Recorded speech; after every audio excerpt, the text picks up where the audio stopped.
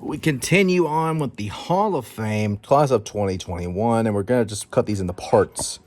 But honestly, I think about this next inductee, and it is, sorry about that. And it is insane to me to think about someone that is integral to this business. Someone that, quite frankly, should be inducted with the NWO. However, with this single induction, it does make sense. I don't agree with it personally being a single induction, but you know what? In a way, without this man, there would be no Attitude Era. Without this man, we would have not had the Monday Night Wars. Without this man, I doubt wrestling today, or at least what it was in those years after WCW closed down, would have been a ruthless aggression type of era. We wouldn't have had any of these moments. We wouldn't have had a Monday Night War.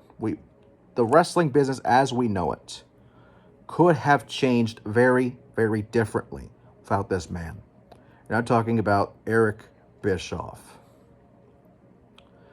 A man that has had so many hats, from being an announcer in the AWA all the way to being in charge of WCW, basically, so people say, having Ted Turner's money, basically having his checkbook in his pocket at all times, to being the best Raw general manager, without a shadow of a doubt, the greatest general manager in the history of the position, in my opinion, to TNA, which it was what it was, but still, and even you know, we saw him a couple weeks ago on AEW. So just because you show up on a rival show, the Wednesday Night Wars are going to end anyway. Why not put the guy that made the Monday Night Wars what it is? And there's so many moments I can talk about this guy, but obviously, again, being the Raw general manager for the better part of what, 5 years, maybe less, maybe more, because it was 2001, 2002, possibly, so maybe 4 or 5 years, and it felt longer than that. But so many people went through this man, not just talent-wise, but think of the names during that era. Triple H, Shawn Michaels, John Cena,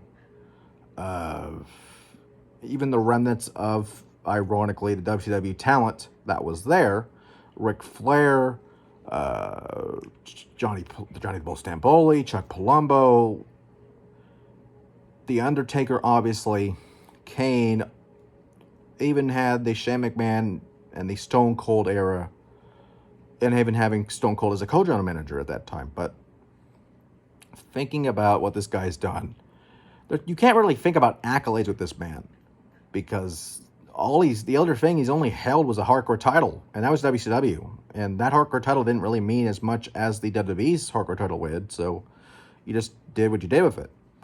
But as far as the accomplishments, and then again, there's not many, but we'll go through them. Feud of the Year 96 with Vince McMahon, which was during the Monday Night Wars, which speaks for itself. Feud of the Year 2002 versus Stephanie McMahon. Stephanie at that time, obviously, with the SmackDown general manager, it makes sense.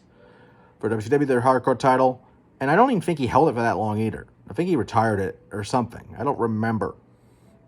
For Wrestling Observer Newsletter, the best gimmick for the NWO, especially when he went from announcer to being part of the NWO. It was the best part of Bischoff, being that cocky guy, being that we love you, and doing that I love you every single time was incredible. The best non-wrestler of 2005, obviously being the general manager at that time, and of course the Hall of Fame. But it's hard to encapsulate what this guy has done for this business in a very short period of time.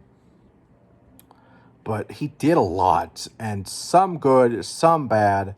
Some say he helped kill a company. Some say he helped build a company.